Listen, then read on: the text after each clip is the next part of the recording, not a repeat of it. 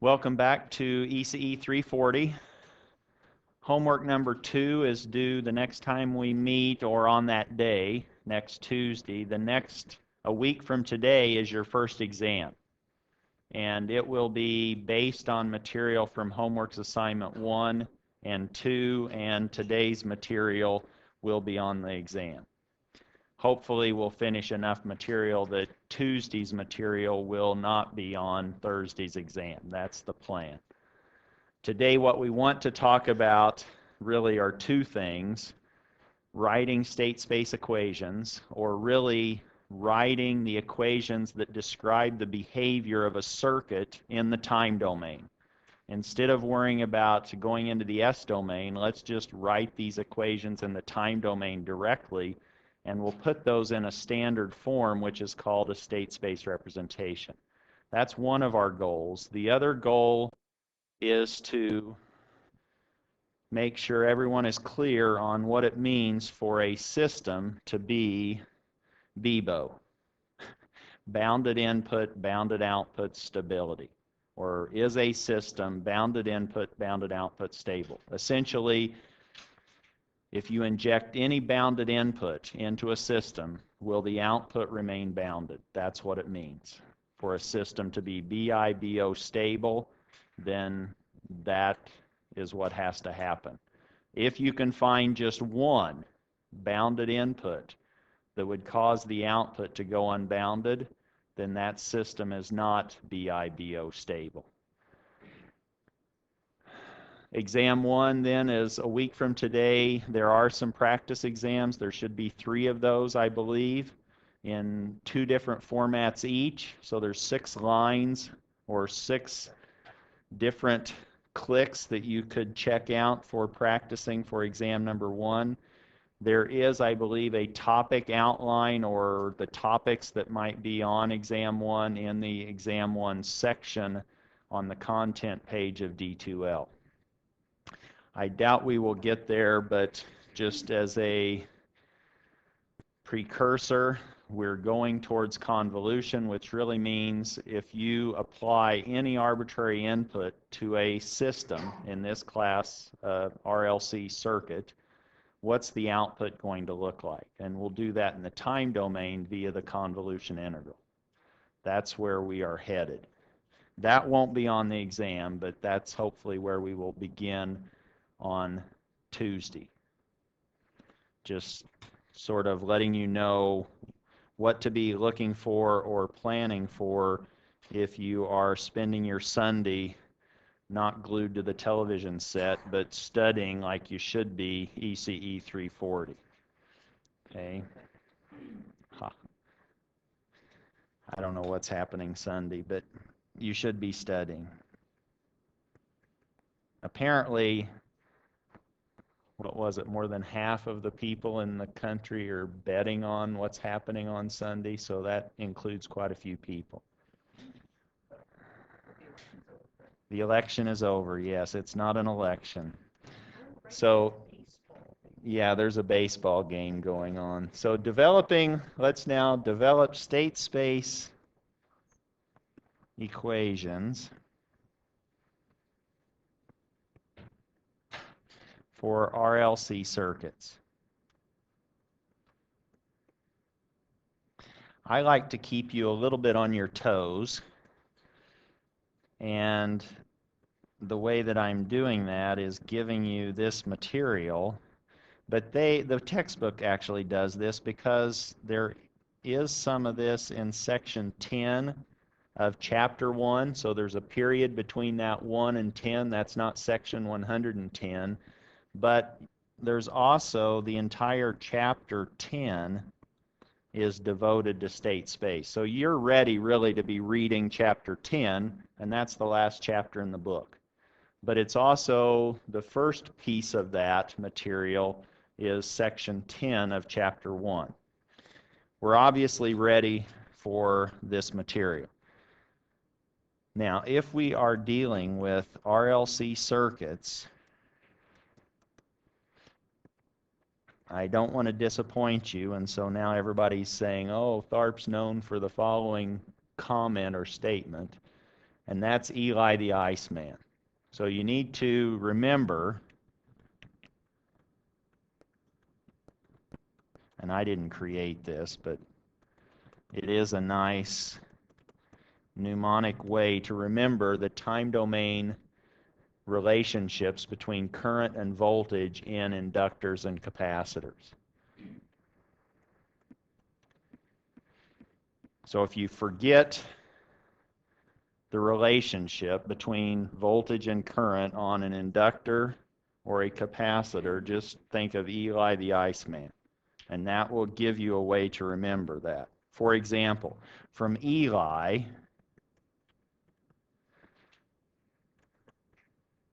the key variable there is the L. That's unique to each of these. So Eli and I share some common letters, I and E. I is current, E electromotive, think of voltage. So current and voltage relationships for the inductor, that's Eli, and the capacitor for ice.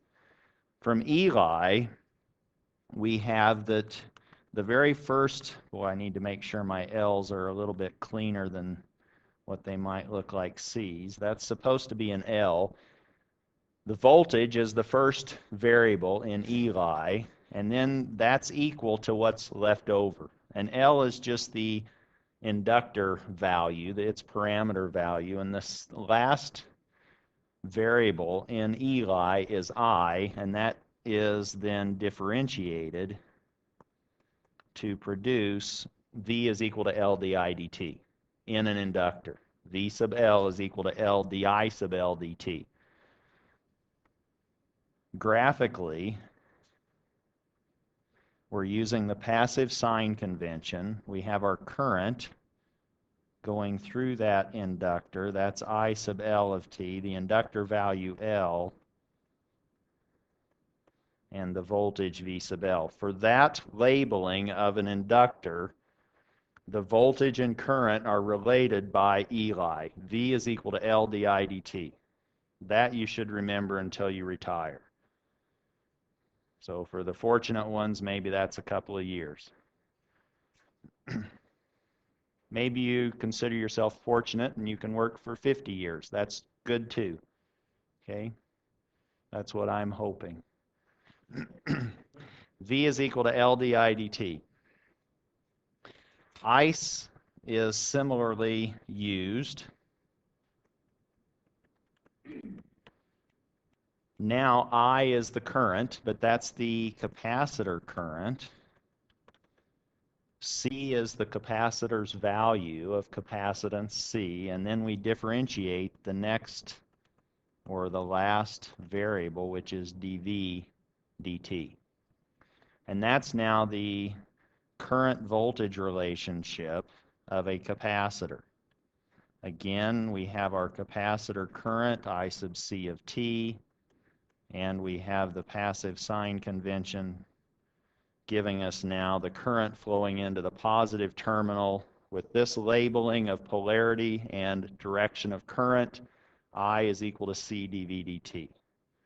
Those two current voltage relationships are key for writing dynamic equations that govern RLC circuits.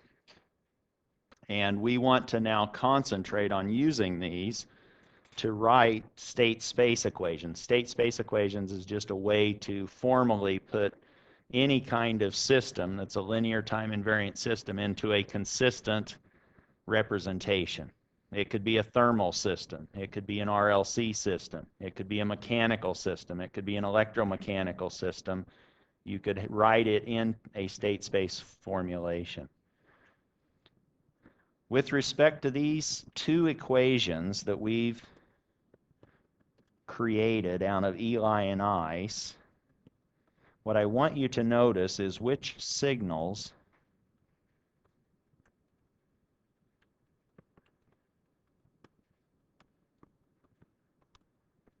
are differentiated.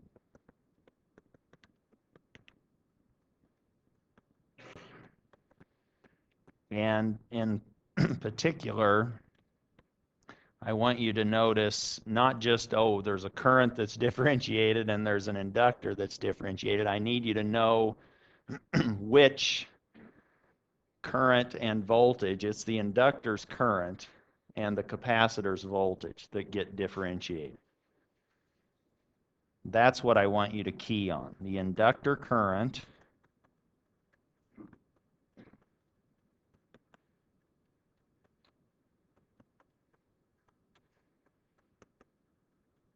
and the capacitor voltage.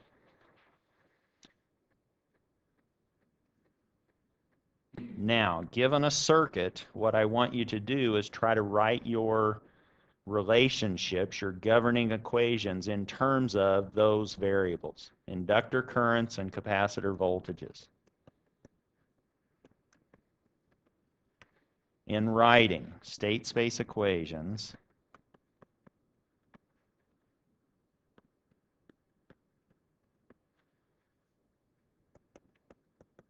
it is usually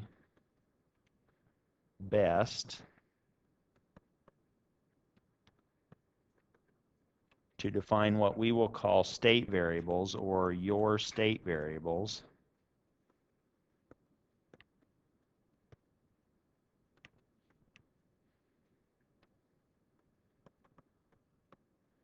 as what we just identified: inductor currents and capacitor voltages.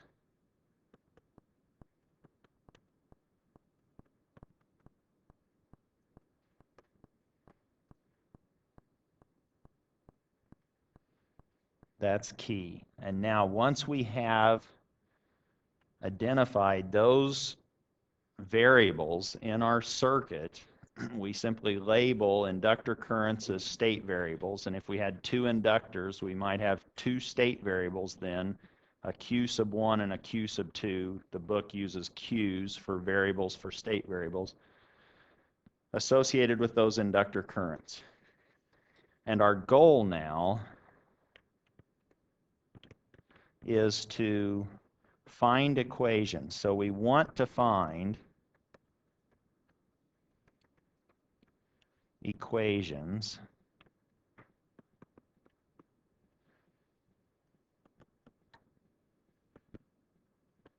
for the derivatives, or the time rates of change of inductor currents and capacitor voltages.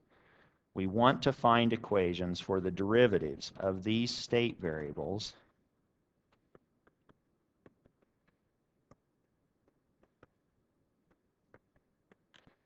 and we'll write those equations for these derivatives in terms of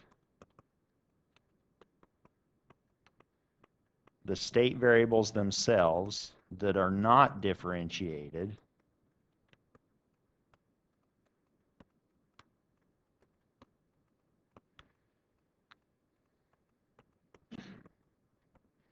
and if we have some independent source variables.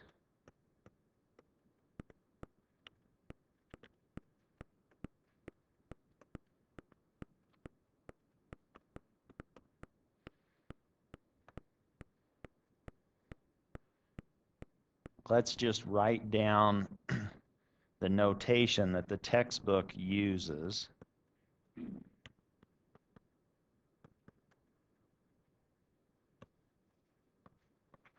And I will try to follow that convention, although it's not really the convention that I'm used to. So if I mess up, that's because I don't normally use state variables this way. Q sub I are what the book labels as the state variables. We might have 10 state variables. That means we have a Q sub 1, a Q sub 2, a Q sub 3, all the way up to Q sub 10. The book then uses X sub L's. L is just a different index for its inputs.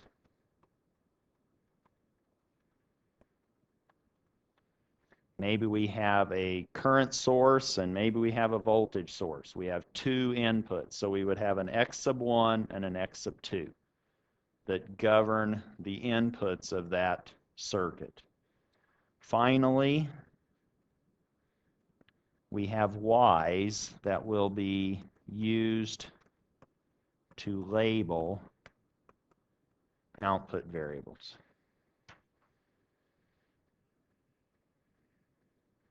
Let's get started with an example, which is actually more difficult than the homework example that you're asked to do. Maybe one of the few times I do something more difficult than what I ask you to do. This is now problem 1.10-2.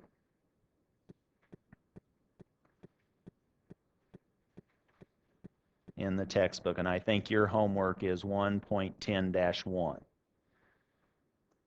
Here's the circuit. There's a voltage source on the left. Then we have an inductor and a capacitor. And off of that capacitor, we have a second inductor. And we have a resistor.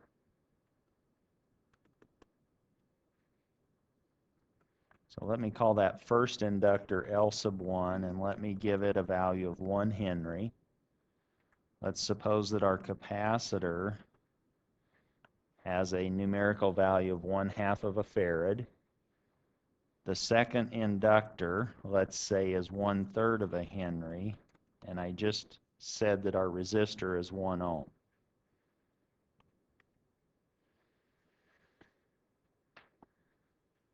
We were just given then the input, that's X. Maybe they also tell us that there are 2 outputs in this system.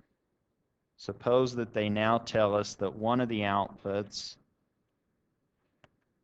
is Y sub 1. Whoops, that's not what I wanted. Let's let Y sub 1 be the voltage across that resistor. That's one of our outputs, that voltage drop. Maybe the second output is the current flowing down through that capacitor in the middle branch. Based on what we said leading up to this particular point in the discussion, how do we need to define our state variables in this circuit?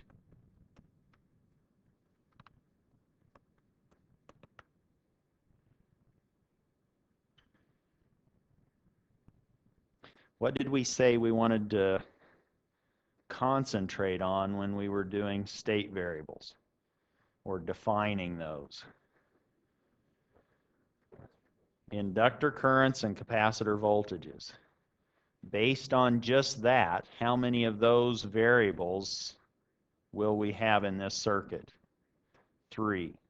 This has 3 energy storage devices. This is a third order system, a third order circuit. If we look at the poles, we will have 3 poles in any transfer function in this system, as long as we don't have any cancellations between poles and zeros.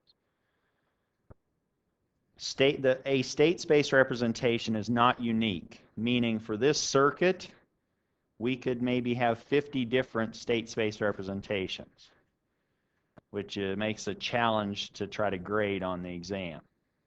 But that's my problem, not yours. Meaning, you could say, oh, let's let one of these, the first inductor, be our first state variable, Q1. And maybe this will be Q sub 2, and this voltage will be Q sub 3. Somebody else might say, no, I want this to be my first state. So this capacitor voltage is Q sub 1.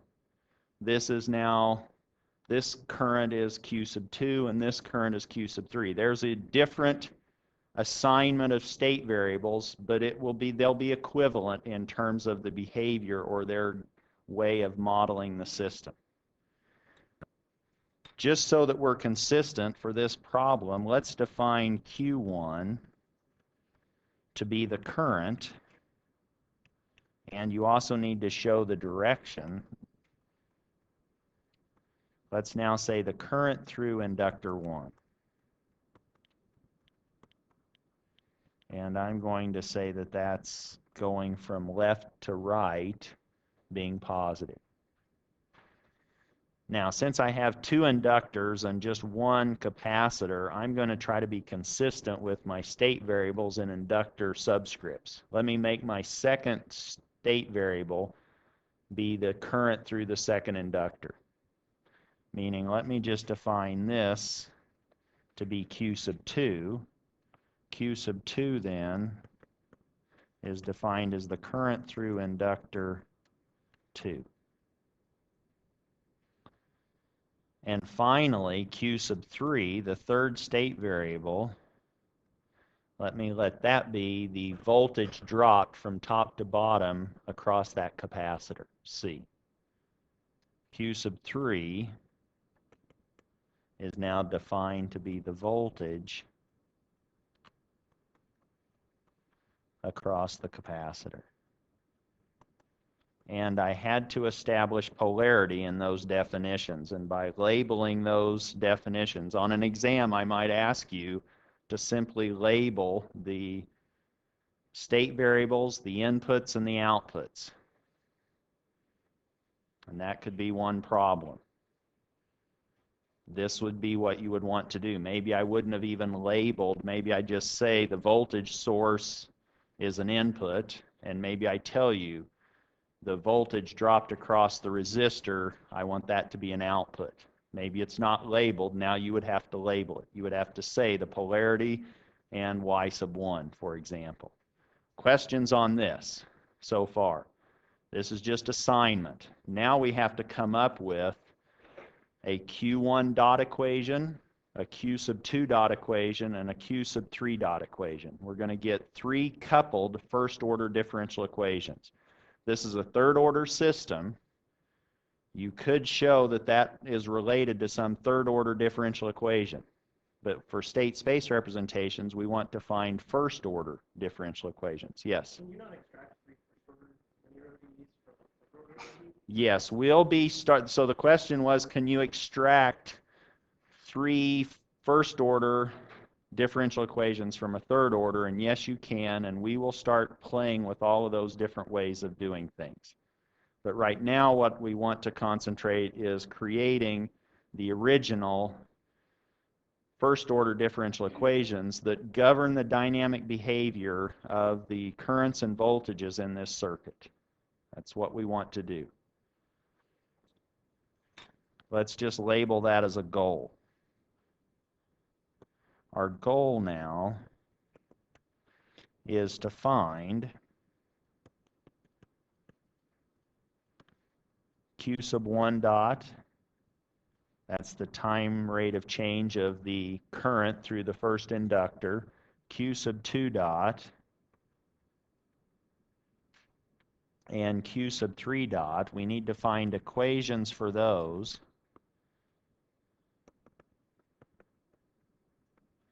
In terms of some linear combination of the state variables, which are just Q sub 1, Q sub 2, and Q sub 3, we shouldn't have any of their derivatives, and the input x. And all of these are functions of time.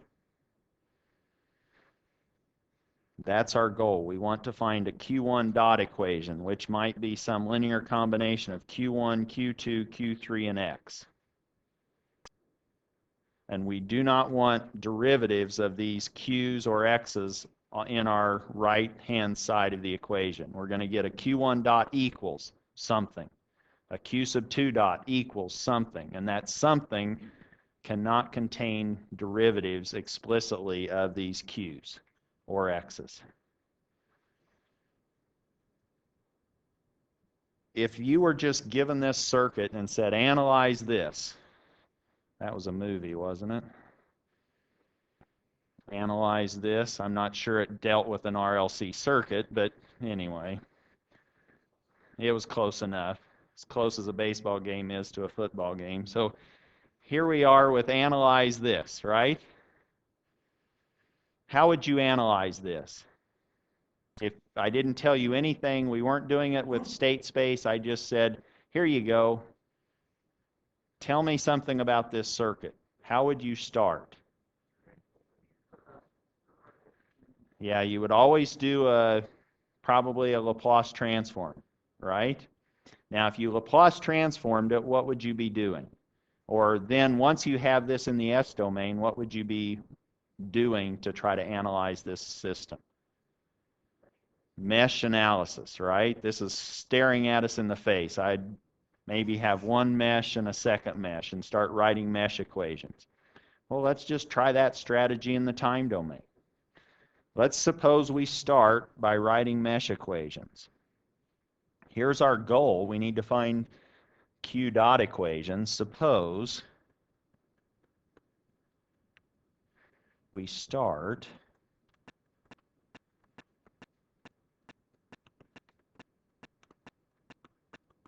with mesh analysis.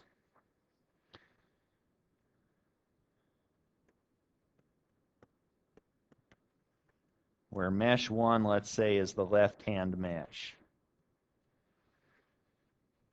I'm going to start here in the lower left-hand corner, and I'm going to just walk around this mesh.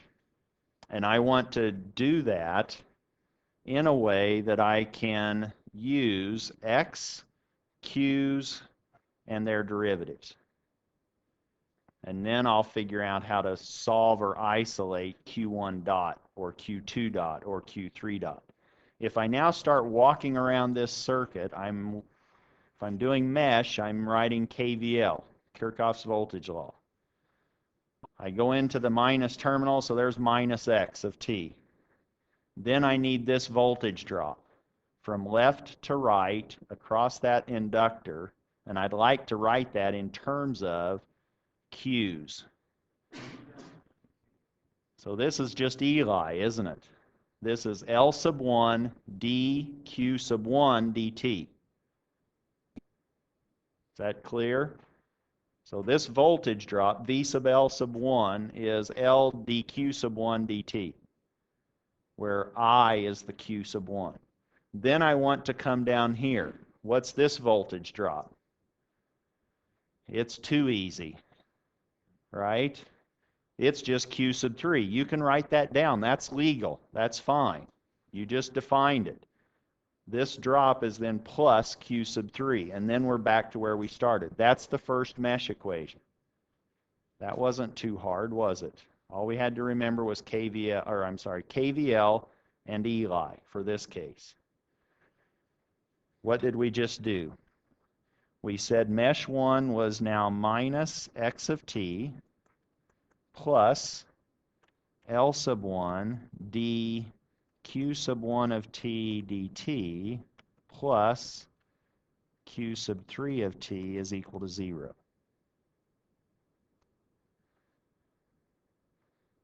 This is simply Q1 dot. And that now we can solve for. We can now solve for Q1 dot and put everything else on the other side. Let's divide all terms by L sub 1. And we end up with a minus 1 over L sub 1 Q sub 3 of t plus a 1 over L sub 1 x of t. And lo and behold, that's actually one of our 3 first-order differential equations. What do we have? We said we wanted to write Q dot equations in terms of Q's and X's without any dots on the right-hand side. And that's actually what we ended up with.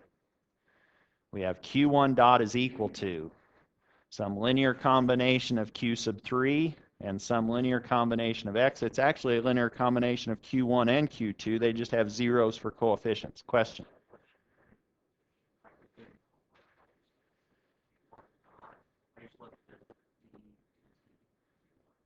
So the question was, if I left this on the left-hand side as dq sub 1 dt, that's exactly the same thing, and that's fine. I won't count off for that. Okay, so if you don't like to do dots, this is just less writing for me, and this should be a function of time. Maybe I should have squeezed that in there at least. In my notation today, that dot corresponds to a derivative of q sub 1 with respect to time. Sometimes I'll use primes, especially if I have currents floating around. If I have i's somewhere, a lot of times I'll use a prime for the derivative with respect to time. Are there other questions on this equation? That's the first of 3 equations that we need to find. Now we had 2 meshes, didn't we? Let's not mess, M-E-S-S, but 2 meshes, M-E-S-H. So we need to find the equation associated with mesh 2.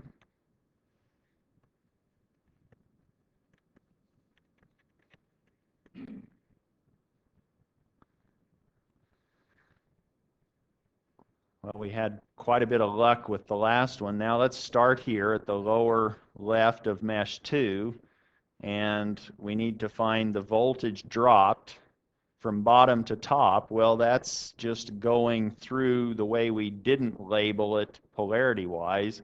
So let's just say that's minus q sub 3. Then we need to worry about this drop, which is, that's just Eli, isn't it? L sub 2 times dq sub 2 dt. And then we have to worry about this voltage drop. Y sub 1, yeah, but that's not how we want to write it. We want to write this voltage drop in terms of Q1, Q2, Q3, or X. But we know Q2 is the current, don't we? And the voltage across the resistor is Ri. So we have R and we have I. This is just R times Q sub 2. That's the voltage drop there. And we're done with mesh 2. Mesh 2 then says that we have minus Q sub 3 of t plus L sub 2 dq sub 2 of t dt plus R q sub 2 of t is equal to 0. Like before, this is just q sub 2 dot. And we can solve for that. We can now say, let's divide everything by L sub 2. And we now have q sub 2 dot is equal to minus R over L sub 2, q sub 2 of t, plus 1 over L sub 2, q sub 3 of t.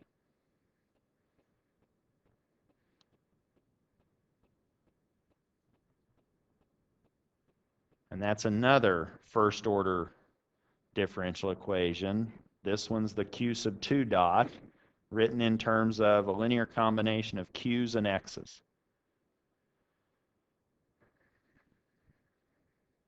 Here's where we maybe start scratching.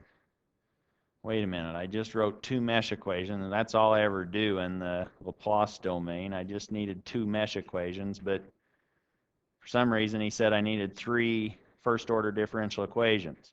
Had 3 state variables, didn't I? I had a Q1, a Q2, and a Q3. I found a Q1 dot, I found a Q2 dot, now I need a Q sub 3 dot. And that's actually going to be independent of all of these others.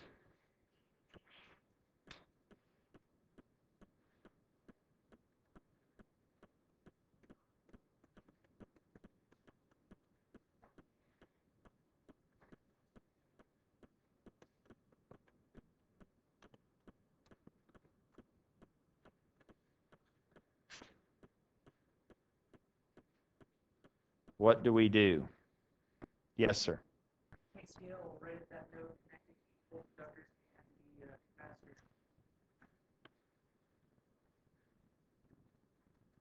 Here's a node, let's just label it A, and I think the comment was, why don't we apply KCL at that node? And that will give us a relationship between, well, we know we want this current, and that current by ice is C dq sub 3 dot, isn't it?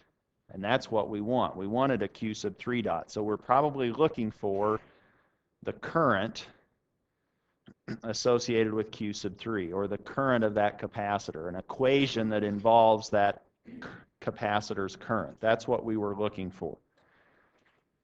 And in this case, with the way that we've defined all of these, why don't we just say Q1 is equal to this current plus this current?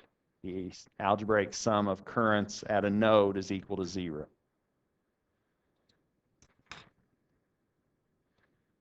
We can say, how about, this is what was suggested, how about we write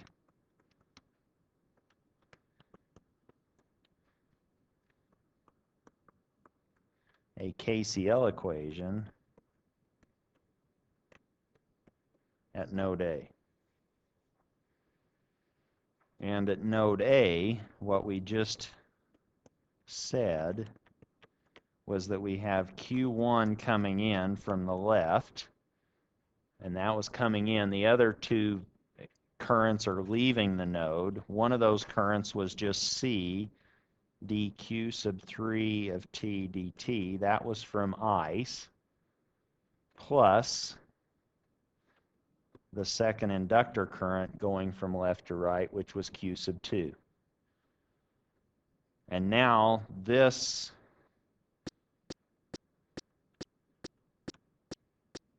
is our Q sub 3 dot, and we can isolate that on the left-hand side, dividing everything by C and pushing everything to the other side that's not Q sub 3 dot, and we end up with minus 1 over C. Actually, let me just keep that there. So it's plus 1 over C Q sub 1 of t minus 1 over C Q sub 2 of t.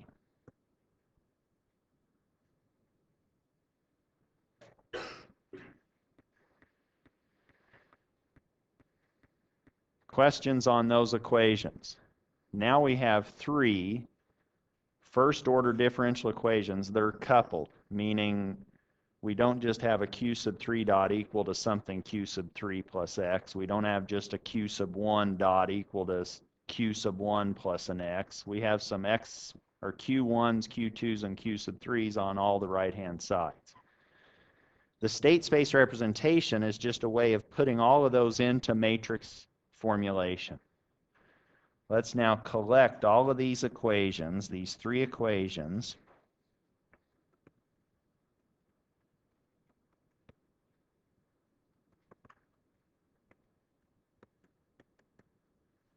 into a matrix structure.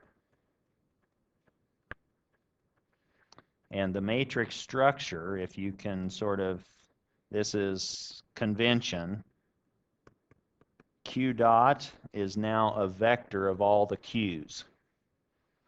Q dot, although you don't see it there, is implicitly expressing the fact that I now have three different Q's. This is a three-dimensional vector, a Q1 dot, a Q2 dot, and a Q sub 3 dot.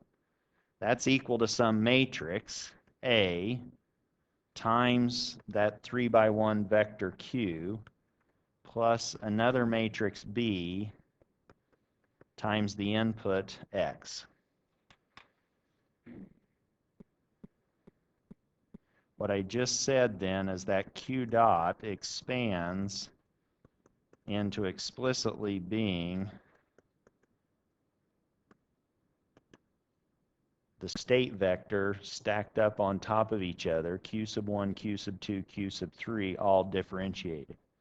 And then it's some matrix times that vector again, Q1, Q2, and Q sub 3, plus some vector times the input vector, which is just a scalar. It's a 1 by 1 vector, x of t. That's our input.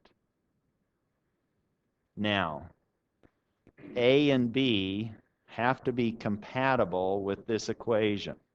What I mean by that is by introducing the matrix A and the matrix B, we have to end up with this right-hand side being structurally the same as this left-hand side. Structurally, what's the vector on the left-hand side? What are its dimensions? It's a 3 by 1 vector, isn't it? It's 3 tall and 1 wide. That's this. Now I want a matrix times a 3 by 1 vector to result in a 3 by 1 vector. What kind of a matrix do I need for that to happen? Has to be square, doesn't it? Our A matrix is 3 by 3.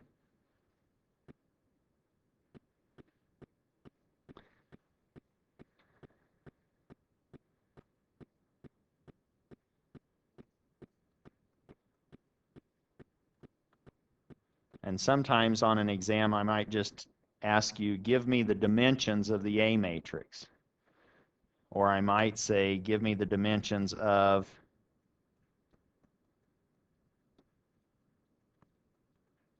the system matrix.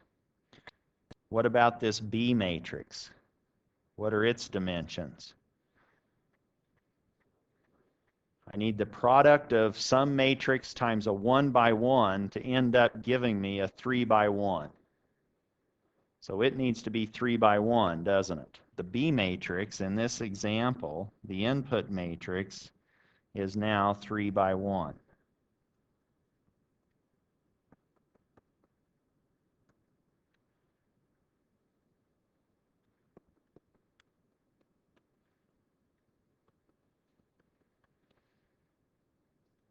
How many unknowns do we have now to populate this A matrix and B matrix?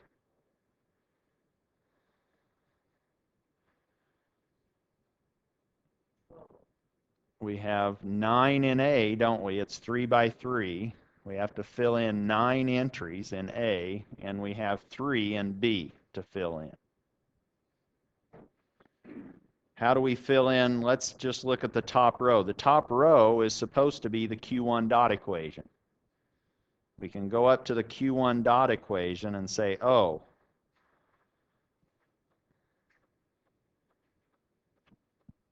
we now have what times Q sub 1 on the right-hand side? 0. So we have one entry in the A matrix is 0, and that's the 1, 1 entry. What coefficient is multiplying Q sub 2? 0. So the only entry in the top row of A is going to be this minus 1 over L1, and that's going to be where it would pull off the Q sub 3 entry in that state vector. We now have then, for populating this matrix, we have a 0, a minus 1 over L sub 1.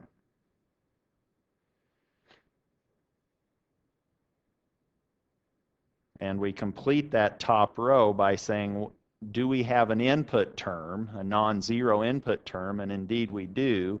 It's just 1 over L sub 1.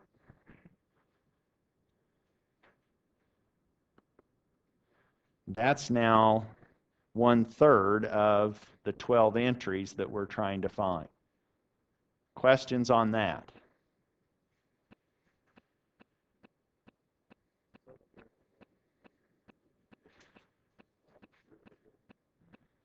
Is that the only entry in the B matrix? So there's the Q sub 3 dot. Does it have any x's? Q sub 2 dot. No x's. So we have a 0 and a 0. We can complete our B matrix. And that's not always the case. A lot of times this might be completely populated. Just depends on how the input is driving or injecting that voltage into the rest of the circuit. What about the second row of A? We go back to the Q2 dot.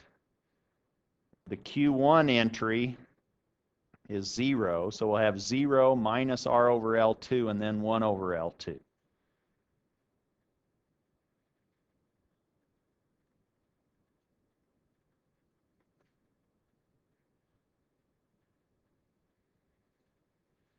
What about the last row? We go back here to the Q sub 3 dot equation, and the only non-zero entries in that A matrix are associated with the Q1 and the Q2.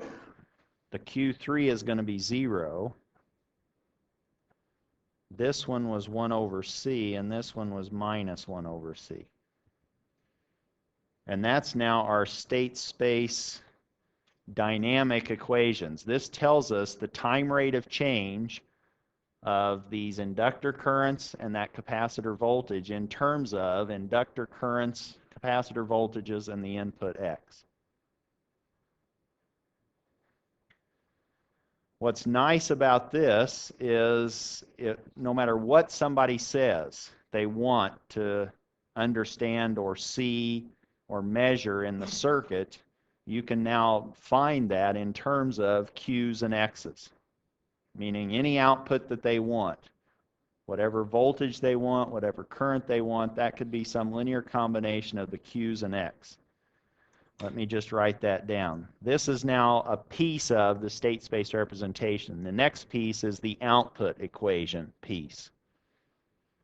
Now what we want to do is we realize that we can express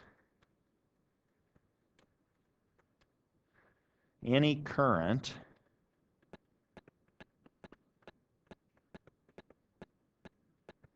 or voltage in the circuit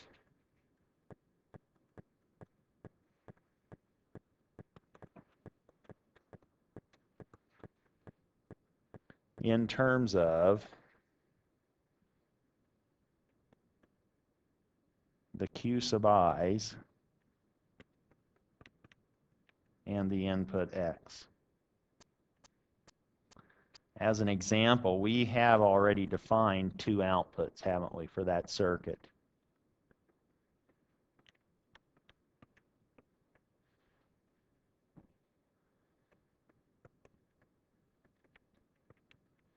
Output 1, that was the voltage dropped across that resistor, well, our only resistor in the circuit. Pictorially,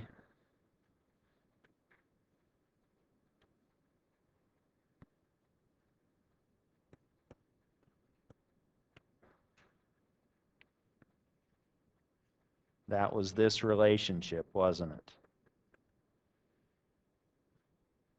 And from that, we can immediately write that Y sub 1 of T is Ohm's law. That's the resistor R times the current through that resistor Q sub 2. But we may want to put that in matrix form in terms of our state vector and input. Meaning now we may want to just say, well, let's write that in terms of one output equation, which says that the output equation, Y, is some linear combination of our state vector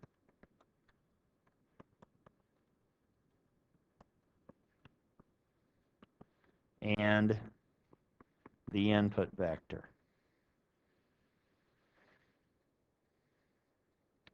Now we need to figure out how big these matrices are to make this right-hand side compatible with the left-hand side. What's the dimension of that vector on the left-hand side? It's 1 by 1, isn't it? This guy, this Y sub 1, if I just isolate for now on one output, this is just a 1 by 1 matrix, isn't it? It's a scalar. So now I need to have some matrix times a 3 by 1 giving me a 1 by 1. Now I need a 1 by 3 matrix, don't I? Now I need a matrix that I will call, let's say, C sub 1 is now 1 by 3. And this could be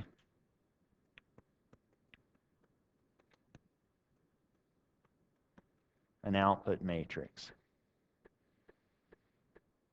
What's the matrix that needs to multiply the 1 by 1 input X? That's a 1 by 1, and this is now my direct feed-through matrix, which is D, so that's why you learned your ABCs in elementary school, so you could do state space representations in your junior year of your college career. You have to use A, B, C, and D. And that's probably what your teacher told you at the time when you were learning your ABCs. She probably said, you probably said, when is this ever going to be used? She probably said, well, when you start to do differential equations and circuit analysis, you'll be using state space representations, and you'll need to know your A, B, C, and D matrix. The D matrix is, what did I call that? I'm calling that the direct feed-through matrix. That's how the input directly tickles the output. Is there a direct, instantaneous relationship between the input X and this output Y? And you can go back to your circuit and intuitively get a feel for that. If I adjust this, does that instantaneously get seen with Y sub 1? Is there a direct feed through from the input X to this resistor voltage? There isn't, is there? And the equations bear that out. Our Y1 equation is just R times Q sub 2. There's no X in there, is there? This guy is going to be a 0. How do we populate this 1 by 3 matrix? I need to make it so that the result of multiplying this matrix times this vector of q's results in R Q sub 2. I need to pull off Q sub 2 with a non-zero value of R, and I need to zero out all the other q's. I do not want a Q1. I do not want a Q sub 3. All I want is a Q sub 2.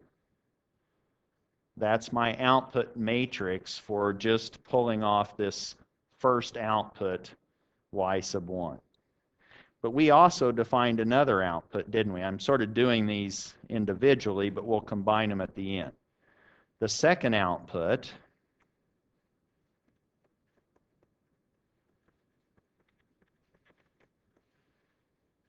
what was that? That was the current through our capacitor, wasn't it? Through C. Using the labeling that we had done before, here's C. This was Q sub 3, and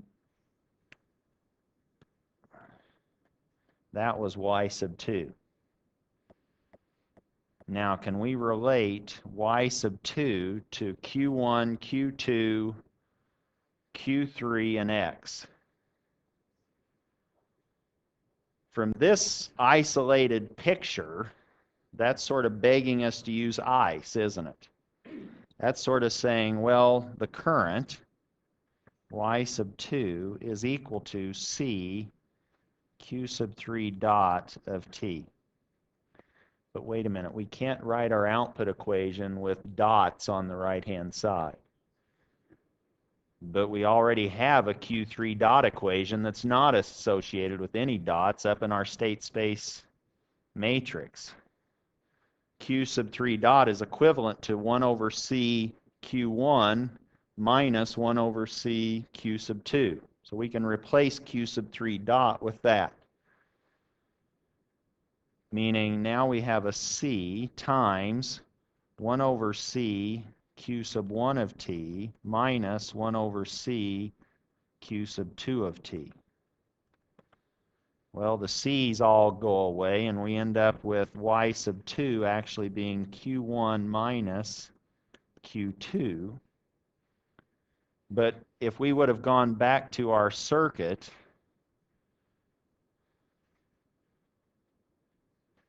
I apologize if you didn't take your Dramamine before today's lecture, if you're getting seasick by me scrolling up and down. What happens at A?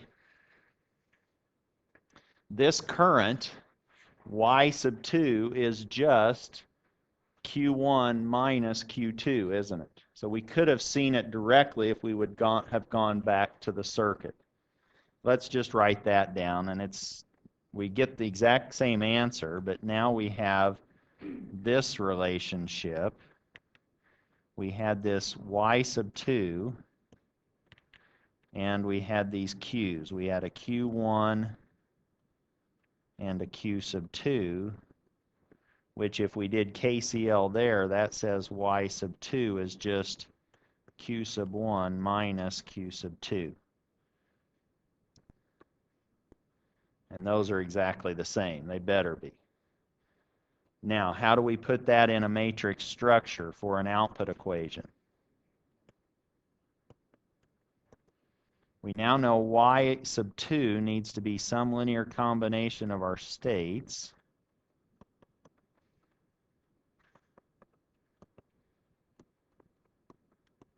And inputs.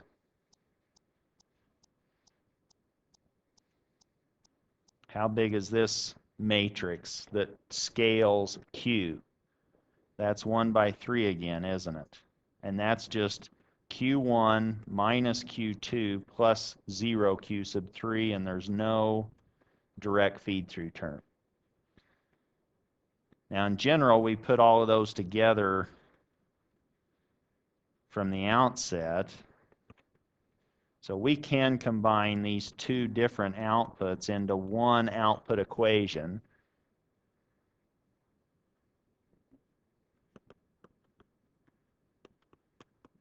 Into a vector, let's say y of t, which is a y sub 1 of t, y sub 2 of t, which is a 2 by 1 vector. Or we could now say that the vector y is y sub 1, y sub 2, and we just combine those different c's.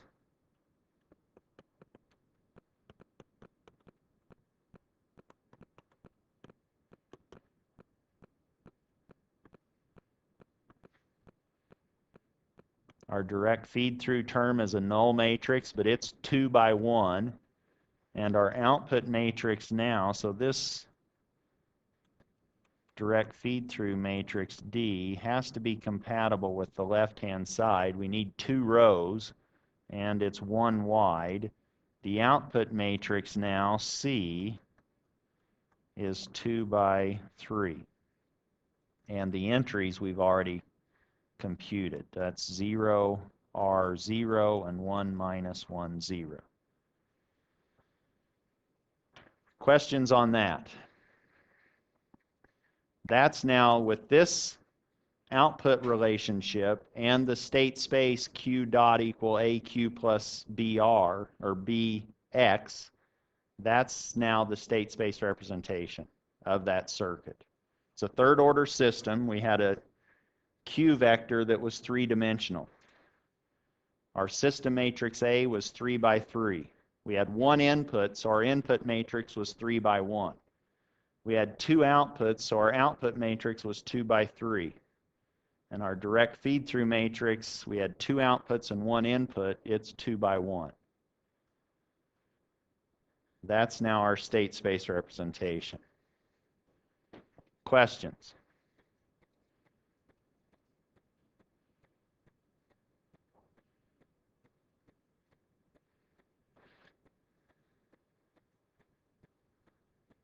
Yes. What's the point?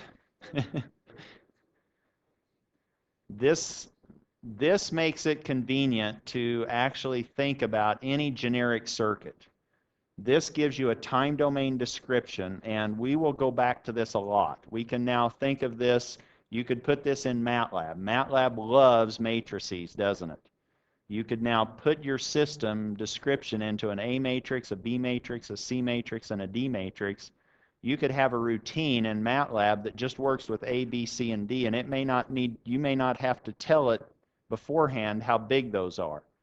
Meaning if we now had a 5th order system with 2 inputs and 3 outputs, you now know the sizes of A, B, C, and D. And you could now find its representation in terms of A, B, C's, and D's. This gives you a consistent framework to be thinking about basically any problem that's dynamic.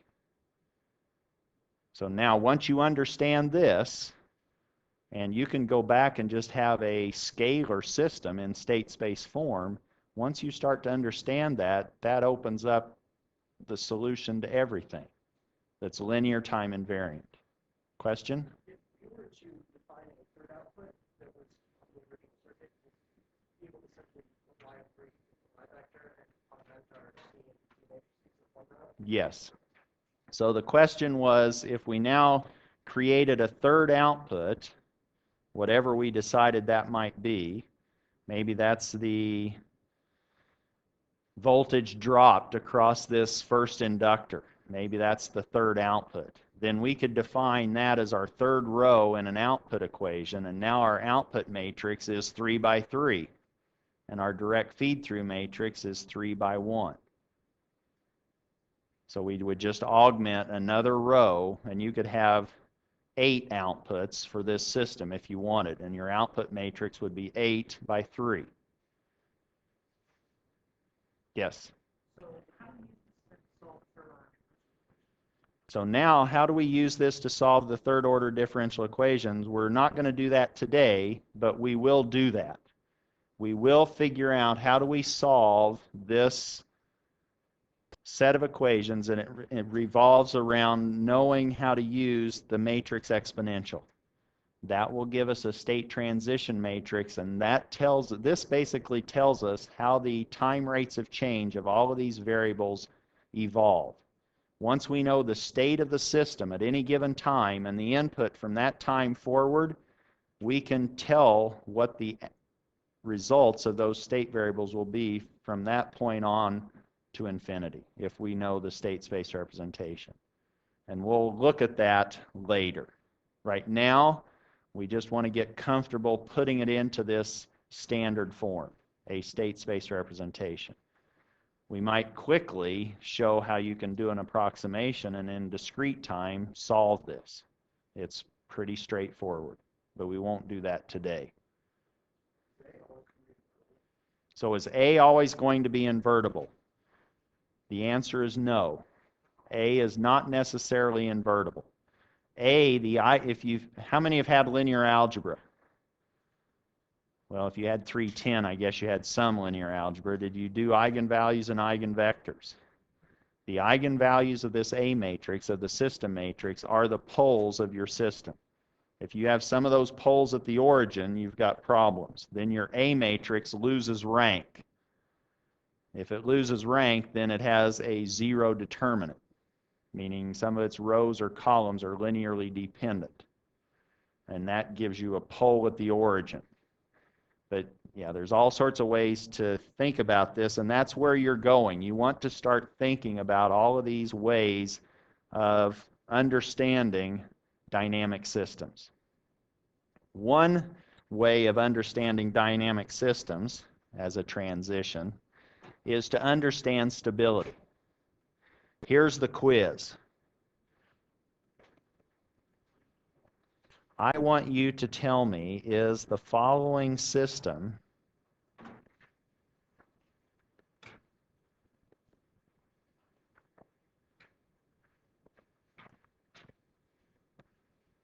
stable? And the system has a pole zero diagram that looks like this.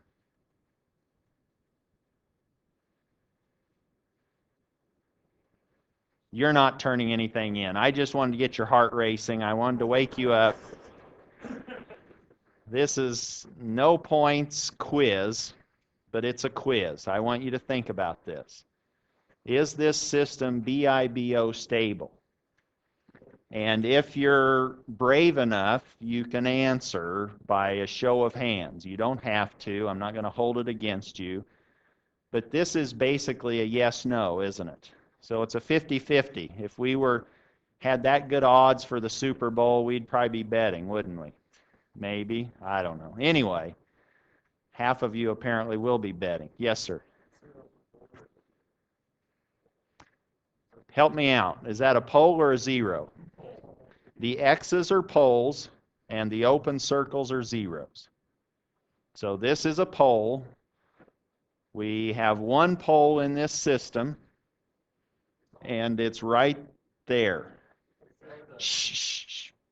So who thinks this system is BIBO stable? Who doesn't think this system is BIBO stable? Why is it not BIBO stable? This is the pole, isn't it? Where is that pole located? It's at 0, isn't it? So it's going to give us problems. If it had a negative real part, that would be a good thing. So we want poles to be living in the strict left half plane or in the open left half plane. We do not want poles on the imaginary axis. We do not want any poles over in the right half plane. Those have positive real parts and those explode. This one, if you kicked it, it's going to just keep going and going and going. This is a pole at the origin. Yes, sir.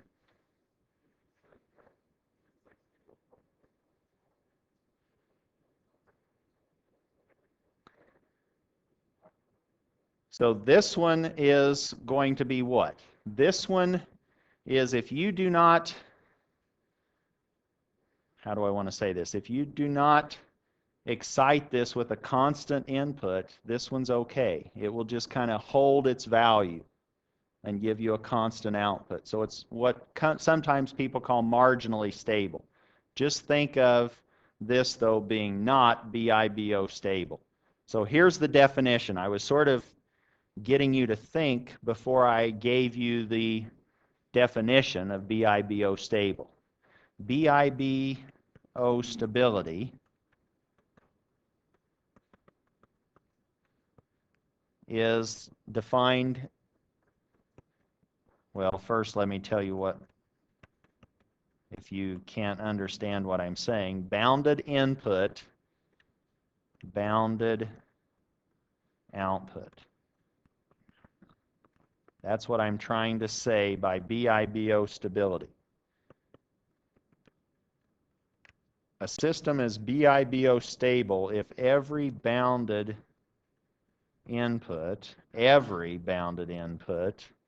results in a bounded output. So the bounded input refers to the area under, or rather, so what an impulse happening. So what's the magnitude of an impulse?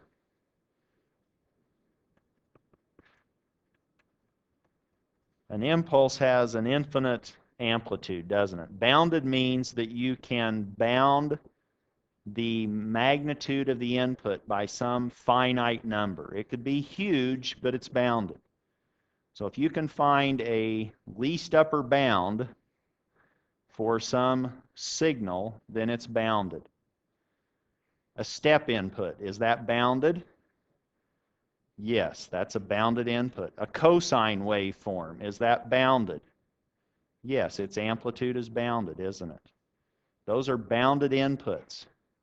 But in this particular system, if we apply just a step or a constant to this system with a pole at the origin, its output is going to go unbound.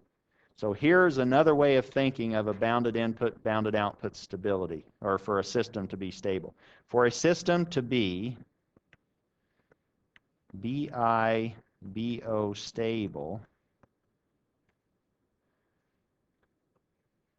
then we want all of its poles of its transfer function, which I'm going to label as h of s. All poles of h of s are in the open or strict LHP. Since we're throwing letters around, you might need to text this tonight. So you might say BIBO, is it in the LHP?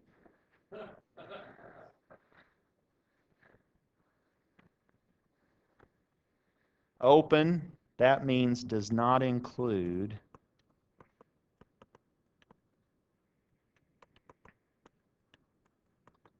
the j omega axis. And the LHP, that's not the Las Vegas Highway Patrol. If you're voting in Vegas, I think it's legal, isn't it? I don't know where that, man. Let's keep moving. So here, but not too fast because we might violate the HP, right?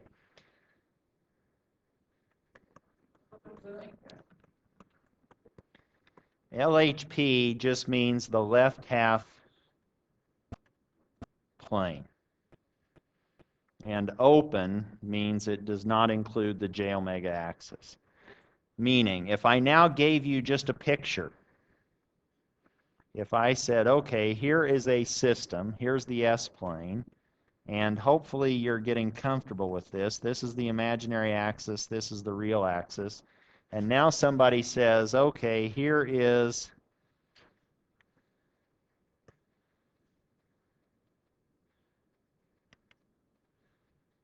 a system. Is that system stable? Now we are playing football. We've got a lot of X's and O's, don't we? But they're kind of mixed, so they must be, never mind.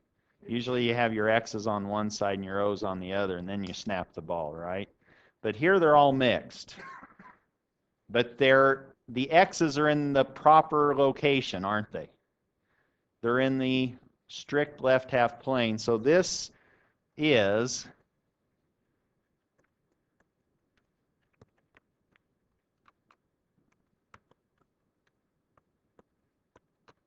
a BIBO stable system because the poles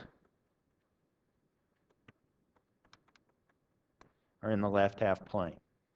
Now, let's go back to what we had for that quiz.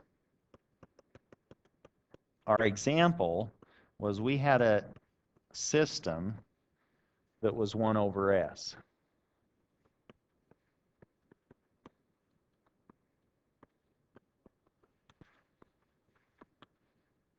And because this is a pole, the value of S that causes the denominator to vanish, that S is 0. That's right on the imaginary axis. That's not, it doesn't have a negative real part. It's not in the left half plane. So we can conclude immediately that that's not BIBO stable. But now somebody said, I don't believe you. What do? You give them a counterexample, don't you? You show them a bounded input that causes an unbounded output. Now, can you give me such a signal? What? 0. Well, this is a system, now it's abstract sort of. This is in the S domain and we have a pole at the origin. What in the world, what kind of a system is that? Well, we're not too far away from a building that would love to play with systems that are just like this. That's actually just a pure integrator. So I'm thinking of the math building. This is a pure integrator in a system sense, 1 over S. What's a derivative? That was multiplying by S. The inverse of that is 1 over S, which is the integral. This then corresponds to integration, right? Now we need to find a time domain waveform, x of t, which when integrated goes unbounded. So if you put in 0 to an integrator, it's well behaved, isn't it? The output is going to be whatever you started at. You haven't increased the area under the curve. But if you now put in a constant and you integrate the area under that constant, what happens? That area just grows and grows and grows and grows, doesn't it? So the signal that you could give, 0 is not bad, but because it's constant, but the better one is to just give me a 1. Give me a unit step, and that will cause this guy to go crazy. Because you can solve that in the S domain. But let's just say that our example or our counterexample is a unit step. That's now this x of t that's like that. But what's x of t in the frequency domain?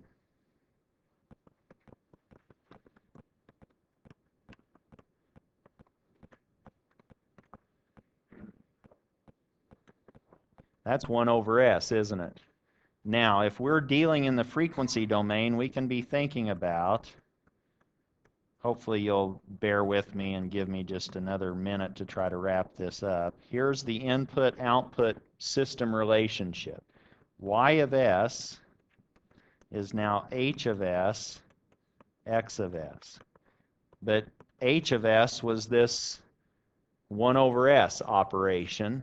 The input was a signal governed by, in the frequency domain, a 1 over s. This is now, y of s is now 1 over s squared. Do you remember how that inverse Laplace transforms?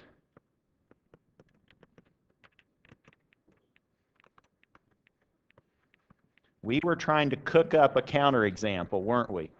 We were trying to start with a well-behaved input, a bounded input, which is constant 1, and produce an unbounded output. If you inverse Laplace transform 1 over s squared,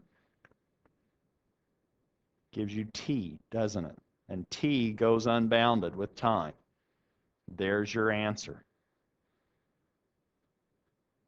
Thank you. Enjoy your weekend. I'll see you on Tuesday.